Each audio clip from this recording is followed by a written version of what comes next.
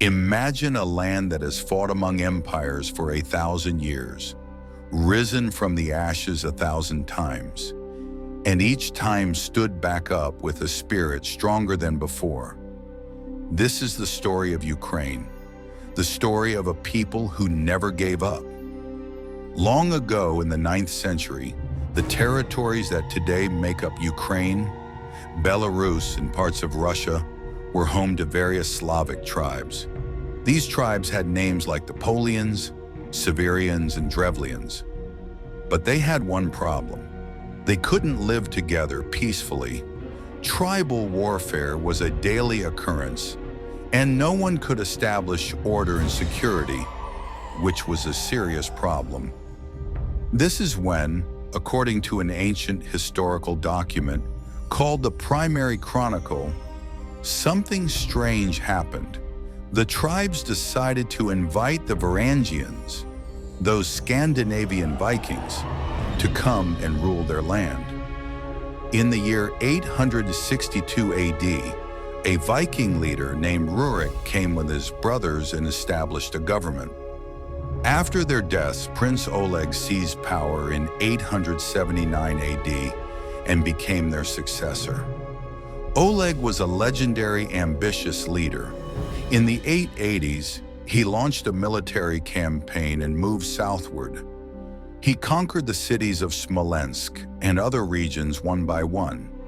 Kyiv at that time was under the control of the Khazars, a Turkic empire that ruled the region. But Oleg changed everything. He conquered Kyiv and proudly declared, "This city shall be the mother of all Rus cities and shall rise to power." Why did Kyiv become so important? Because it was located on the Dnieper River. This river was a lifeline of trade, a route that stretched from the Baltic Sea in the north to Constantinople in the south, known as the route from the Varangians to the Greeks. And it was massive. Kyiv became an unparalleled trading center. Goods like animal furs, beeswax, honey, silk, paper, wool, and iron passed through this city. Kyiv's goldsmiths and gunsmiths were famous throughout the region and had many buyers. But the real transformation happened in 988 AD when Vladimir the Great decided to choose Byzantine Orthodox Christianity as the official religion. This choice wasn't just a religious decision, it was a brilliant political strategy. Vladimir made a pact with Byzantine Emperor Basil II that surprised everyone. "I'll give you military aid, you give me your sister, and I'll become Christian." As a result, the people of Kyiv were baptized en masse in a river, and all of Kyivan Rus became Christian. This decision connected Ukraine forever to Christian Eastern Europe, not to the Islamic world, which was a major turning point.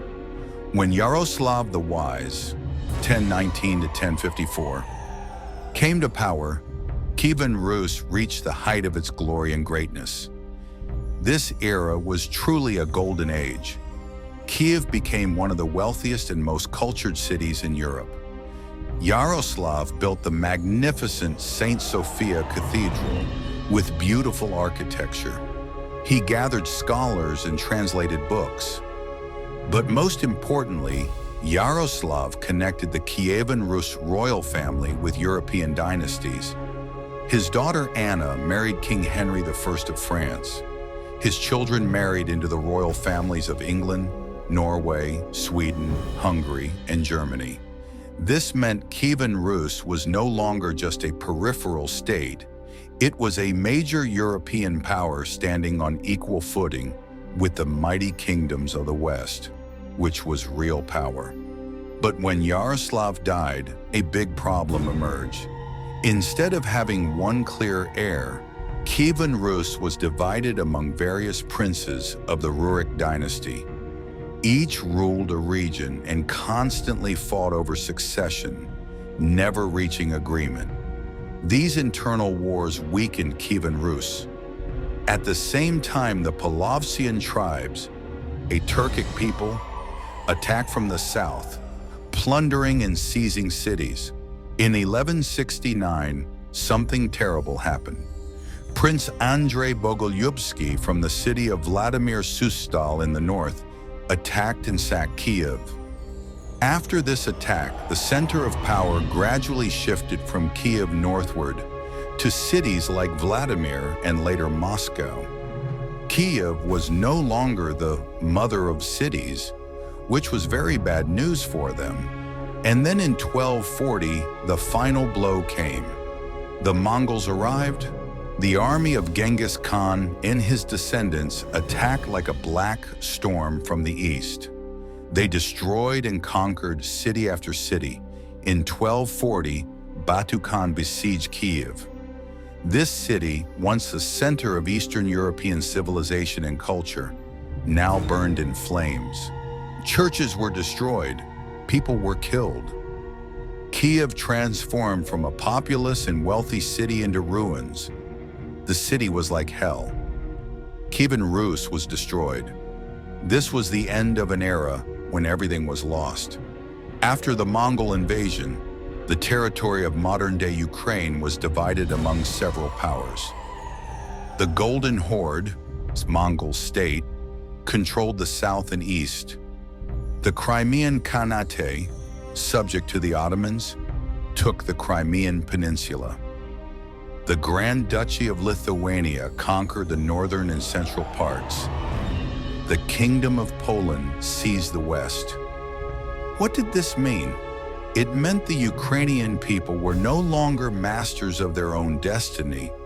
Each region was under the rule of a foreign power. They had divided the country. In 1569, something important happened. The Union of Lublin. The Grand Duchy of Lithuania and the Kingdom of Poland merged to form the Polish-Lithuanian Commonwealth. Khmelnytsky said, "Stop, enough." He fled to the Zaporizhian Sich and launched a massive uprising. This wasn't just a Cossack rebellion, it was a national revolution. Ukrainian peasants, the Orthodox Church, and even Jews, some of whom were tax collectors, all became involved in this war and fought to the death. In the battles of Zhovty Vody and Korsun in May 1648, Khmelnytsky completely defeated the Polish army. 2 senior Polish commanders were captured and tortured. At Christmas 1648, Khmelnytsky entered Kyiv. People welcomed him as the liberator of the people from Polish captivity.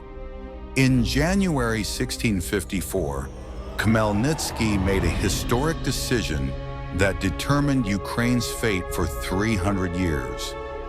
He signed a treaty with Tsar Alexis Mikhailovich of Russia. According to this treaty, the Cossack Hetmanate came under Russian protection. But was this protection or alliance?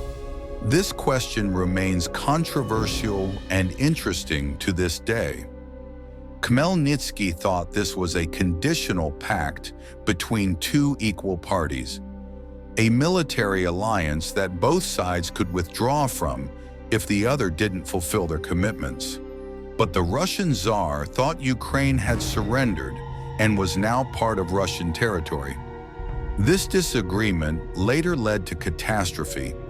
The Treaty of Pereyaslav sparked the start of the Russo-Polish War of 1654 to 1667. The Cossacks and Russians fought together against Poland. But in the fall of 1656, the Russians made a ceasefire with Poland without consulting the Cossacks. After Khmelnytsky's death in 1657, his successor Ivan Vyhovsky tried to separate from Russia and ally again with Poland. As a result, Ukraine entered a period called the Ruin or Ruina. This period was full of civil wars between Cossack, who supported Russia, and those who supported Poland. At the same time, both Russia and Poland were trying to control Ukraine. The situation was very complicated. The division of Ukraine, 1667. Finally, in 1667, Russia and Poland signed the Treaty of Andrusovo and officially divided Ukraine, the left bank of the Dnieper, east of the river, under Russian control, the right bank of the Dnieper, west of the river, under Polish control. Kyiv, which was on the right bank, was given to Russia. It was supposed to be for only 2 years, but Russia never gave it back. What did this mean? For the first time, an official border ran through the middle of Ukraine, and people were divided between two empires, which was a bad thing. For the Ukrainian people, this was a tragedy. Families were separated. Cities and villages were divided between two powers. The Cossack hetmanate went from being a unified state to two divided parts, each with a separate hetman. One of the last attempts to preserve Ukrainian independence was made by Ivan Mazepa. Mazepa was the hetman of the left bank under Russia, and for years was a close advisor to Peter the Great, Tsar of Russia. But in 1708, Mazepa realized that Russia was destroying Ukraine's autonomy. Peter wanted to turn the hetmanate into an ordinary Russian province. Mazepa decided to ally with King Charles XII of Sweden, who was fighting against Russia in the Great Northern War. But this decision was disastrous. At the Battle of Poltava on June 27, 1709, the Swedish and Cossack armies were defeated by the Russian army. In the late 18th century, Poland, once a great European power, had weakened. Its powerful neighbors, Russia, Prussia, and Austria, decided to partition Poland among themselves. This meant by the end of the 18th century, almost all of Ukraine, except Galicia, which went to Austria, and Transcarpathia, which was under Hungary, came under the rule of the Russian Empire. The Russian Empire had a clear policy: the destruction of Ukrainian identity. They called Ukrainians Little Russians, meaning a branch of Russians, not a separate nation. This policy included several strategies. In 1804, teaching Ukrainian language in schools was banned.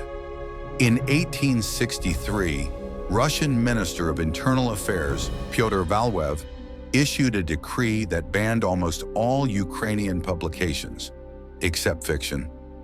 In 1876, Tsar Alexander II issued the Ems Ukaz, which completely banned printing Ukrainian books, importing Ukrainian books from abroad, performing theatrical plays in Ukrainian, and even public speeches in Ukrainian. The Uniate Church, Greek Catholic, was a church that had Orthodox rites but was loyal to the Pope. In Western Ukrainian regions that were under Poland, this church was strong. Catherine the Great and later Nicholas I launched a program for the forced conversion of these Christians to the Russian Orthodox Church. In 1839, the Uniate Church was officially abolished, and all its members were forced to join the Russian Orthodox Church. Clergy who opposed faced severe punishment. Ukrainian poets and writers were under pressure. Taras Shevchenko, Ukraine's greatest national poet, was arrested for his patriotic poems and sent to exile in Central Asia, where he remained imprisoned for years. But the more the pressure increased, the stronger the spirit of resistance became.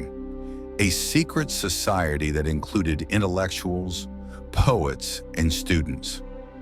Their program demanded social equality, an end to national oppression, and the formation of a federation of Slavic countries led by Ukraine. But the government soon discovered them and arrested and punished the leaders. In the late 19th century, secret societies called hromadas, meaning community or assembly, were formed in various cities.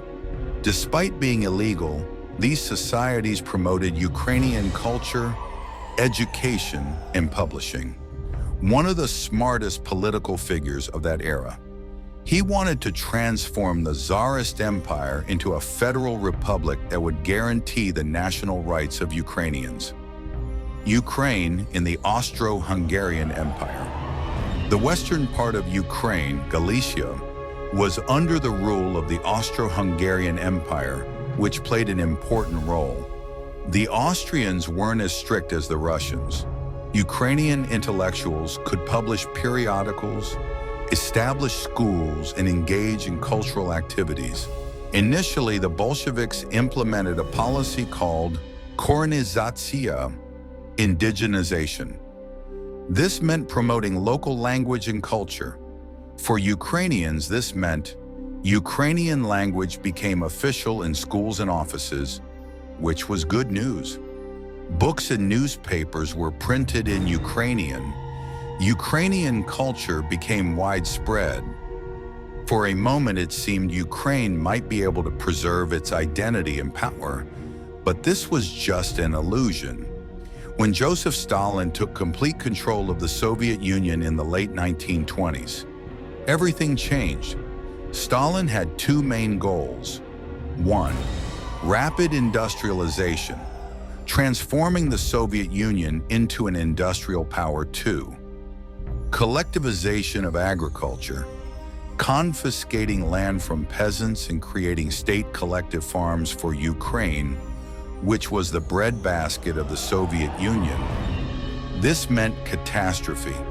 In the years 1932 and 1933, one of the darkest chapters in human history occurred, the Holodomor, meaning to kill by starvation. Stalin ordered that all agricultural produce in Ukraine be collected, even next year's seed grain. This meant starvation. Soviet forces entered villages and confiscated all wheat, barley, and even potatoes. They locked warehouse doors. They closed Ukraine's borders so no one could escape. This meant torture. The Ukrainian people were condemned to starvation and truly went through terrible conditions. In the winter of 1932 to 1933, people began dying. Entire families perished from hunger. In villages, human corpses lay in the streets with a terrible smell. Estimates vary, but most historians say between 3 to 5 million Ukrainians died in this deliberate famine, though the actual number may have been higher. Why did Stalin do this? Because one, to punish peasants who had opposed collectivization. Two, to break Ukraine's national spirit. Ukrainians were conducting cultural and political resistance, and Stalin wanted to break and crush this spirit. Three, to control agricultural production for industrialization, selling grain abroad and importing machinery. This meant defeat. The Holodomor wasn't a natural famine, but a deliberate genocide that no one could do anything about. Today, many countries, including Ukraine, Canada, Australia, and Poland, officially recognize the Holodomor as genocide. At the same time, Stalin began the Great Purges throughout the Soviet Union. Thousands of Ukrainian intellectuals, artists, writers, poets, and political leaders were arrested. Many were executed or sent to forced labor camps, gulags. The autocephalous Ukrainian Orthodox Church was suppressed. Clergy were imprisoned or killed. The korenizatsiya policy was completely reversed. Russification began again. On June 22, 1941, Nazi Germany invaded the Soviet Union. Ukraine was one of the first and most affected areas in the war and gave many casualties. For 3 years, 1941 to 1944, most of Ukraine was under Nazi occupation. The Nazis behaved in the most brutal way possible. They mass murdered Ukrainian Jews, including the horrific massacre at Babi Yar near Kyiv, where over 33,000 Jews were killed in 2 days. Truly shocking, burned villages and sent people as slaves to Germany. Intense partisan warfare erupted. Both Soviets and Ukrainian nationalists fought against the Nazis. When the Red Army returned and liberated Ukraine, the operation itself was extremely bloody. In total, about 7 million Ukrainian civilians were killed in World War II. That's approximately 1/6 of the country's population. Cities were destroyed. The economy was ruined. Countless families fell apart. Everything in the country collapsed. After the war, Ukraine began rebuilding. Industries were rebuilt. Cities were reconstructed. But it remained under strict Soviet control. Stalin ruled until 1953, and repression continued with great pressure.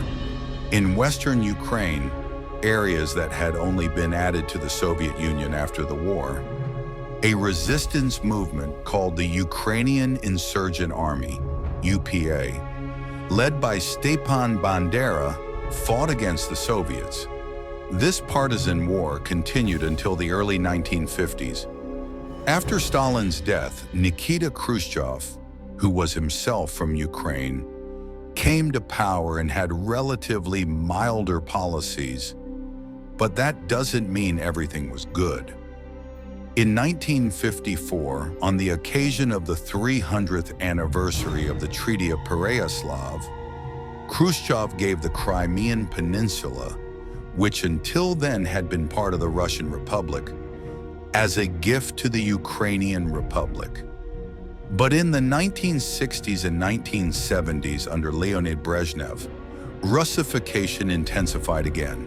Anyone who defended Ukrainian identity was labeled a nationalist and suppressed. On April 26, 1986, an extremely terrible explosion occurred at the Chernobyl nuclear power plant in northern Ukraine. This was the worst nuclear disaster in human history. The Soviet government initially tried to hide the accident so no one would know. The people of Kyiv, only 100 kilometers away, weren't even informed. Even the day after the explosion, May Day celebrations were held in Kyiv with thousands in the streets, while radioactive wind was coming. When the truth was revealed, it was too late. Hundreds of thousands had been exposed to radiation. An area 30 kilometers around the plant was evacuated. The city of Pripyat, which had a population of 50,000, became a ghost town with no sound, no one there. The Chernobyl disaster was one of the factors that completely destroyed people's trust in the Soviet government. Glasnost, perestroika, and the beginning of the end. In 1985, Mikhail Gorbachev became the leader of the Soviet Union. He initiated two important policies: Glasnost, transparency; freedom of speech and press; perestroika, restructuring; economic reforms. These policies were like opening a cage door. People began to speak, protest, and demand freedom. In Ukraine, national movements were revived. Environmental activists, intellectuals, and ordinary people began organizing. The hard years of the 1990s, but independence didn't mean happiness. Ukraine faced enormous challenges. A devastated economy. The Soviet economic system had collapsed, and Ukraine didn't know how to create a market economy. Runaway inflation. The national currency lost its value. Widespread corruption. Political elites and new oligarchs stole state assets. Energy crisis. Ukraine was dependent on Russian gas. In the 1990s, Ukraine's economy shrank by more than 50%. People became poor. Many emigrated. The country was heading toward non-existence. But despite all these problems, Ukraine managed to do one important thing: nuclear disarmament.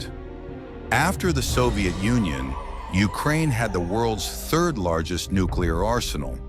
But in 1994, in the Budapest Memorandum, Ukraine agreed to give all its nuclear weapons to Russia in exchange for security guarantees from Russia, the United States, and Britain, which was a big discussion. Right after Yanukovych fled, Vladimir Putin decided to take action. In February to March 2014, military forces without insignia, later revealed to be Russian forces, occupied the Crimean Peninsula, but Crimea remained under Russian control. At the same time, in eastern Ukraine, in Donetsk and Luhansk Oblasts, the Donbass region, armed separatists supported by Russia started a rebellion. A war began between Ukrainian forces and separatists, whom Russia supported and even sent Russian military personnel. This war killed thousands and displaced more than 1 million people, which meant a big shock. Peace agreements, Minsk I and II, were signed but were never fully implemented. The front line remained fixed and low-level war continued. February 24th, 2022. The day everything changed. In the early morning hours of February 24th, 2022, the people of Ukraine woke up to the sound of explosions. Russia launched a full-scale invasion of Ukraine. Missiles were fired at cities across Ukraine, from Kyiv to Lviv, from Kharkiv to Odessa. The Russian army attacked from multiple fronts. From the north, Belarus, toward Kyiv, from the east toward Kharkiv, from the south, Crimea, toward Kherson and Mariupol. Putin thought he would take Kyiv in a few days and the Ukrainian government would collapse. But he made a huge mistake. The battle for Kyiv and Russian retreat. In the first month of the war, the Russian army tried to encircle Kyiv, but the Ukrainian army resisted with incredible courage. In small towns like Irpin, Bucha, and Hostomel, terrible street fighting broke out. In Mariupol, the coastal city in the south, a horrific siege began. Ukrainian soldiers at the Azovstal steel plant fought to their last breath. But the Russians couldn't take Kyiv, and their effort was wasted. In late March, the Russian army was forced to retreat from around Kyiv. When Ukrainian soldiers returned to towns like Bucha, they saw a horrific scene. Bodies of civilians in the streets, signs of torture and massacre that shocked everyone. This meant war crimes. Conclusion: a land that never surrendered. The story of Ukraine is the story of a nation that has been defeated 1,000 times but never surrendered. From Kyivan Rus destroyed by the Mongols to the Cossack hetmanate torn apart between empires. From the Holodomor that killed millions to World War II that destroyed cities. From 70 years under the Soviet Union to 2 revolutions in 2004 and 2014, and now a brutal war that wants to destroy Ukraine again. But Ukrainians still stand, because they know one thing. A nation's identity isn't defined only by land and borders, but by the spirit and will of its people. And Ukraine's spirit has never died. This is Ukraine's historical lesson. The stronger the storm, the stronger this nation returns.